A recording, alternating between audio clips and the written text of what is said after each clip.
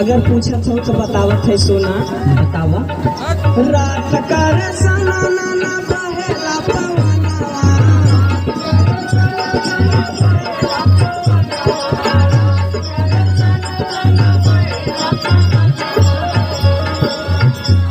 अरे बहेला पवनवा भौजी बहेला पवनवा।